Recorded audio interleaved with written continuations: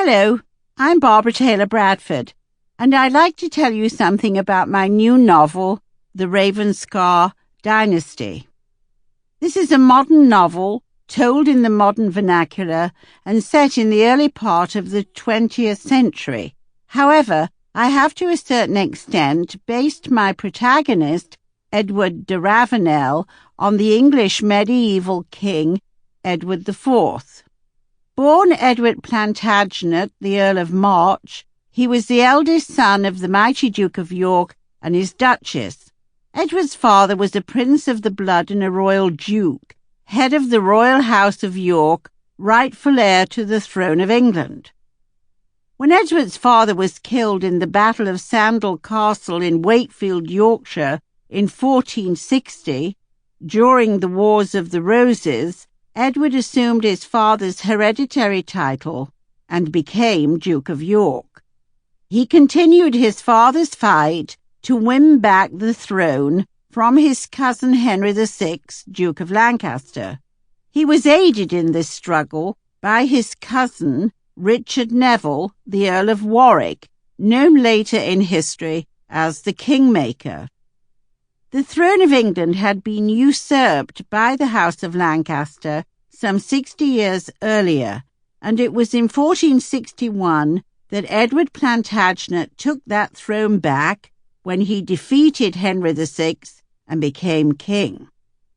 Aside from borrowing the exceptional good looks of Edward Plantagenet and his height of 6'4", unusual for those times, I have used some aspects of his character and personality in the depiction of Edward Deravenel.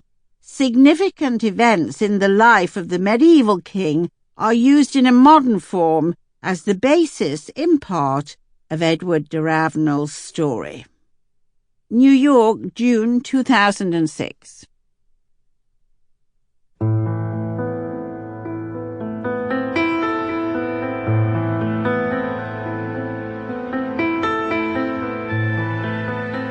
Audio Renaissance presents The Ravenscar Dynasty by Barbara Taylor Bradford. Read for you by Ric Jerrom.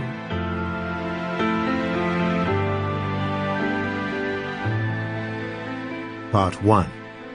Powerful Allies, Edward and Neville. Princely to behold, of body mighty, strong and clean made. Sir Thomas More. Yet there was magnanimity in him, and if he is not quite a tragic protagonist, he is a memorable human being.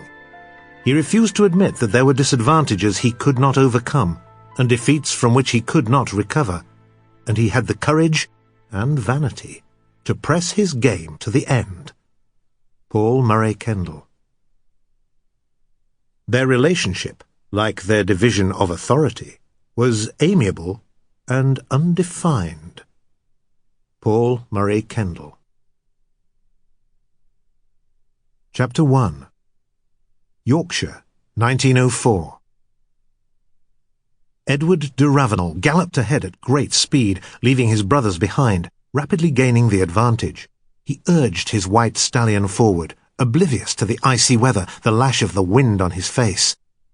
At one moment, half turning in the saddle, glancing behind him, Edward laughed out loud, his hilarity filling the air as he waved to his brothers. George, endeavouring to catch up, his face grim in its determination. Richard, struggling even farther behind, yet laughing and waving back. But then he was the youngest, and much less competitive, the baby of the family, and Edward's particular favourite. For a split second, Edward considered slowing down and allowing Richard to win this impromptu race which had come about spontaneously a short while before, then instantly changed his mind. George would inevitably contrive to finish first, by pushing Richard out of the way in his overriding desire to be the winner. Somehow, he always managed to do this, no matter what the circumstances, and this Edward could not permit. He strived to make certain Richard was never humiliated, never diminished by George, who was older than Richard by 3 years, and frequently endeavoured to lord it over the younger boy. Edward continued at a gentler pace along the narrow path, glancing to his left as Sample complete.